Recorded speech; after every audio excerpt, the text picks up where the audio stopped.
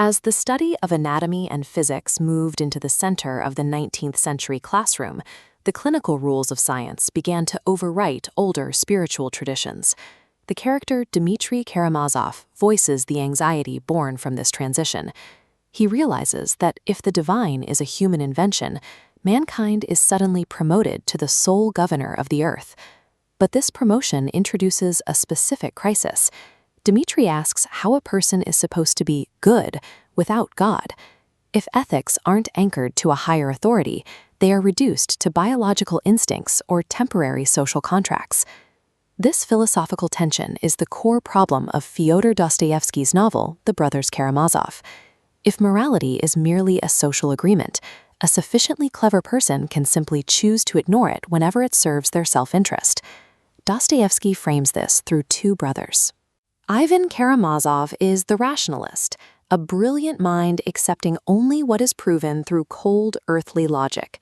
His brother Alyosha is a novice monk. His worldview is built on a foundation of traditional spiritual devotion and faith.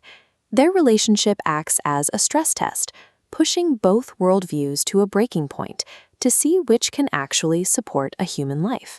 This raises the central question of the narrative. Can we construct a lasting moral code using reason alone?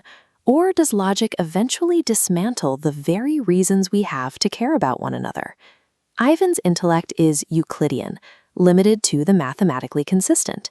Inside this framework, he finds no logical justification for innocent suffering. Because the math lacks a moral result, Ivan rejects the system, concluding there is no purpose, divine authority, or afterlife. Following this geometry to its end, Ivan concludes that if there is no immortal life to hold us accountable, then virtue has no foundation. In that moral vacuum, everything is lawful.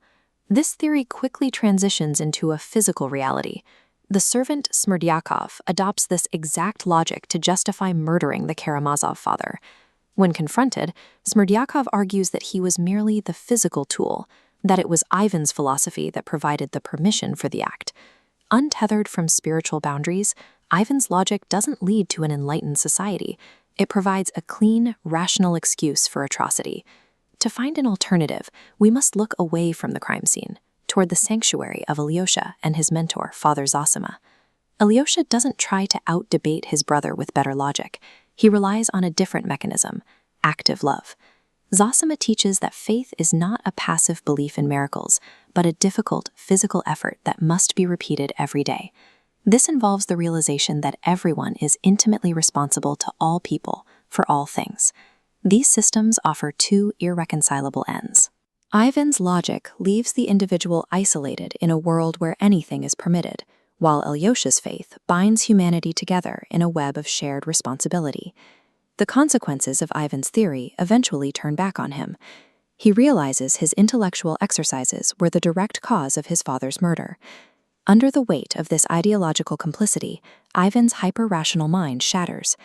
The most rigorous intellect cannot inhabit a world where everything is lawful.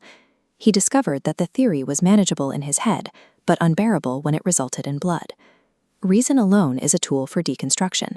It can dismantle old myths, but it fails to provide a reason to live, or a reason to care for another. This illustrates Dostoevsky's argument regarding the hard boundaries of human reason. Morality is not a mathematical equation to be solved by calculation or social utility. Instead, he defines it as a heavy spiritual burden that must be actively carried.